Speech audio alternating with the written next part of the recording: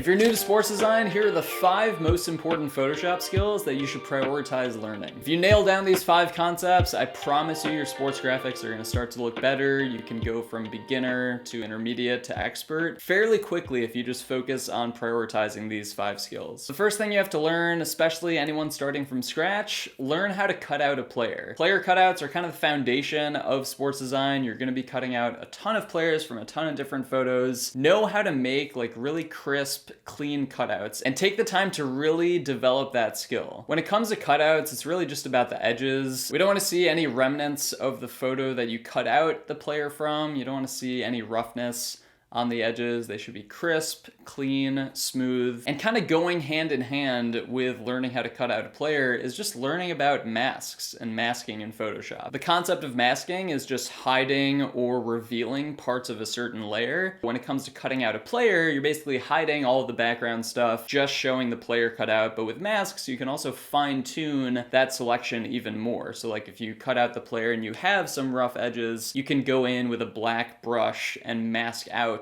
those parts that you don't want showing through. And then the other way around, you can go in with a white brush to reveal parts of the image that maybe you masked out too much of in that first attempt at the player cutout. Masking is a critical concept that really applies to all 5 of these skills that I'll go over today. So if you can nail down masking, I promise you the rest of these steps are gonna come easier. So once you have your player cutout, the next thing is player retouching. And this is just the concept of editing the player's colors, lighting, contrast, bring it into camera raw and just play around with those settings. Player retouching is basically anything you can do to make the player cutout look better and look better for your design in particular. You can add sharpness to your player cutout. Player retouching, I would also include foot shadows. If you have the full body of the player image in your canvas, make sure you have foot shadows. It really adds a lot of depth to the design. There's also this process where you can kind of accentuate the highlights and darken the shadows. That kind of gives this cool 3D feel to your cutout. There's several YouTube videos out there that I've seen that do a really good job explaining player retouching and different techniques you can use, finding the right skin tones, jersey colors, all that good stuff. And that brings me to the third skill I'll emphasize today, which is lighting. Lighting is what's going to take your designs from bad to good and from good to great. It's something I learned way too late in my sports design career. I probably went like at least a year or two just not really doing much with lighting or just kind of doing the bare minimum. But if you take the time to actually apply good lighting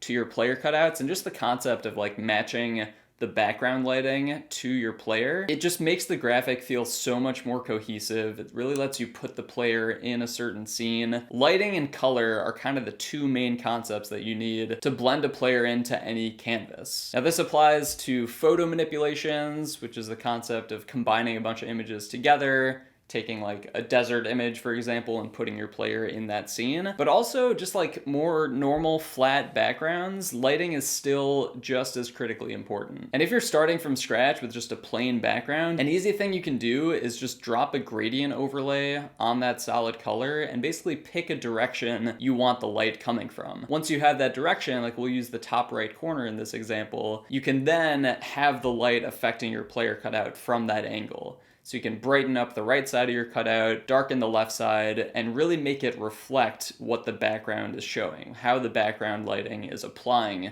to the player cutout in the scene. Lots of different ways you can go about lighting your cutouts or your background. I like to use curves layers. There's also levels, exposure, brightness, contrast, anything you can do that basically artificially create some lighting conditions in your scene. And if you have a colored background, you might want to deal with some colored lighting too. A quick and dirty way to do this is by using inner glow and inner shadow effects. You can basically set those blend modes to something like overlay or screen, and it will have that color just show up on a certain side or just on the edges of the player's body. That brings us into the 4th skill that I'll emphasize, which is just manipulating color. Now, like I said, you could use an inner glow or inner shadow. You can also use like a hue and saturation layer to colorize your subject and paint on lighting yourself. Another application is just jersey color and color correcting. If you have multiple cutouts in the same scene, but you've pulled them from different photos, different photographers, different days, all those are going to have different lighting conditions, and all of the blues, all the reds, all the skin tones, they're going to look slightly different. So you're going to have to correct those colors if you can have that color consistency in your graphics, everything will look so much more cohesive, way better. So definitely pay attention to color. This is hue and saturation layers. It's also selective color. I find that very helpful in just tweaking skin tones and jersey colors. Oftentimes, if you have a white or a black jersey, it's gonna show up kind of blue or purpley. So what you can do is take a hue and saturation layer and just desaturate those specific colors. So you have like more of a pure white or a pure black, or at least something that's grayscale. Also, at the end of your design, it's never a bad idea to correct the color to the actual team color. Like if you have specific swatches for a certain team and you've been doing all these edits to these different photos, you can color correct at the end as long as all your colors are matching in the design. Like every instance of that team's blue, whether it's the jersey color, the background, that should be consistent. And then at the end, you can apply these master effects where you're really tweaking the color to get back to that original team color. I'll also plug gradient maps as a super useful way to tweak colors. And these can also be used to blend subjects into the background. In addition to lighting, like I mentioned, color is just as critical. So if you have a gradient map, in this example, we'll use this like blue, black, and white gradient map. That will allow us to sell this idea that the player is in this scene. The last skill you got to get comfortable with is adding textures, overlays, and general finishing effects to the end of your design or to background layers. Textures are critical. We never really want like too smooth or too perfect looking of a graphic. Get comfortable with applying grain. Grain is a very common, very base level texture that you can use to pretty much any design. It does a good job of just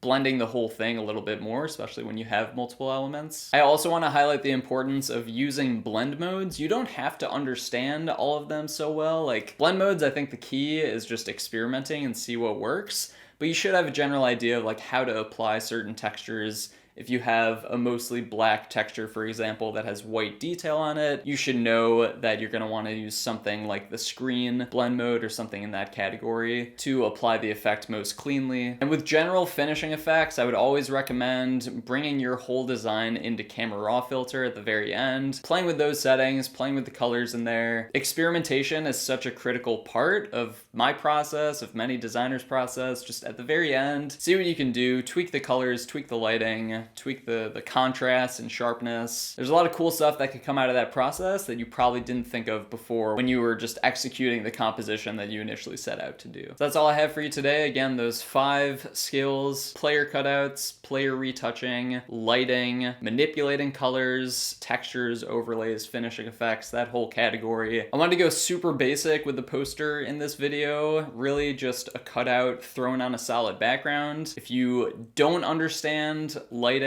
player retouching, any of that, this is what you're going to be left with. But applying all these different skills and really getting good at them, getting comfortable with masking, understanding lighting, and knowing how to apply it to your own image, you can create a much more interesting piece with not that many assets. Hope this helps guide your sports design journey. As always, let me know if you have any questions.